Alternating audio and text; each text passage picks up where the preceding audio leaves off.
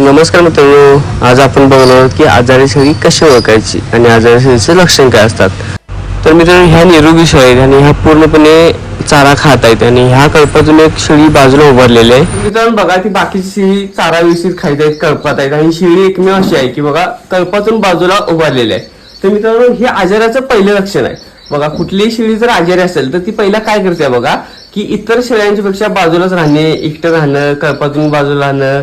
दुसरं लक्षण म्हणजे तिचं खाणं कमी होणं, इतर शेळ्यापेक्षा निरोगी व्यवस्थित खाणार, तिचं खाणं पिणं कमी होणार. दुसरी गोष्ट आणि बघा महत्वाची, की आजारी शेळी आणि ओळखायची कशी बघा, की तिच्या डोळ्यातून नाकातून पाणी येते बघा. असं जर झालं तर ती आजारी आहे. आणि महत्वाचं म्हणजे की तिची जी शी आहे ती घट्ट किंवा पातळ असेल तर तिला पण ती आजारी आहे. मित्रांनो, तिला जर श्वास घ्यायला त्रास होत असेल, धाप लागत असेल तर ती आजारी आहे. अशा प्रकारे मित्रांनो आजारीचं लक्षण आपण ओळखू शकतो आजारी शेळी. आणि लवकर जर आपल्याला ओळखता आलं तर आपण प्राथमिक उपचारावरती